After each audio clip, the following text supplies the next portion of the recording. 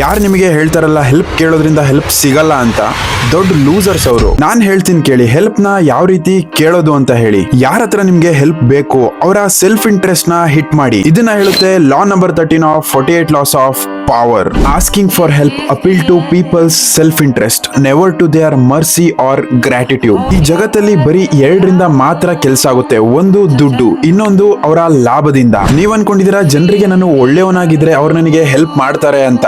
ಇಲ್ಲ, ಅವರಿಗೋಸ್ಕರ ಏನಾದ್ರೂ ಸ್ಯಾಕ್ರಿಫೈಸಸ್ ಮಾಡಿದಾಗ ಅಂತ. ಆದ್ರೆ ಇದು ತಪ್ಪು. ಈ ತಪ್ಪು ಯೋಚನೆನ ಬದಲಾಯಿಸಬೇಕು ನೀವು. ಯಾಕಂದ್ರೆ ಈ ಜಗತ್ತು ಸೆಲ್ಫ್ ಇಂಟ್ರೆಸ್ಟ್ ಇಂದ ನಡೆಯುತ್ತೆ, ಯಾವುದೇ ರೀತಿ ಗ್ರಾಟಿಟ್ಯೂಡ್ ಇಂದ ಅಂತೂ ಅಲ್ಲ.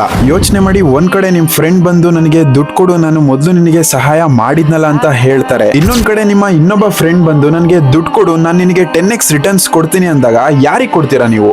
ಅಫ್ಕೋರ್ಸ್ ಯಾರು ನಿಮ್ಗೆ ಲಾಭ ಕೊಡ್ತಾರೆ. ಏನಾದ್ರೂ ಹೆಲ್ಪ್ ಬೇಕು ಅಂದಾಗ ಅದರಿಂದ ನಿಮಗೆ ಏನ್ ಸಿಗುತ್ತೆ ಅನ್ನೋದನ್ನ ಹೇಳ್ಬೇಡಿ, ಅದರಿಂದ ಅವರಿಗೆ ಏನ್ ಉಪಯೋಗ ಆಗುತ್ತೆ ಅನ್ನೋದನ್ನ ತೋರಿಸಿ. ಇದೇ ನಿಜವಾದ ಗೇಮ್. ಈ ಗೇಮ್ ನ ಅರ್ಥ ಮಾಡ್ಕೋಬೇಕು ಅಂದ್ರೆ ನೀವು ಫಾಲೋ ಮಾಡೋದನ್ನ ಮರಿಬೇಡಿ.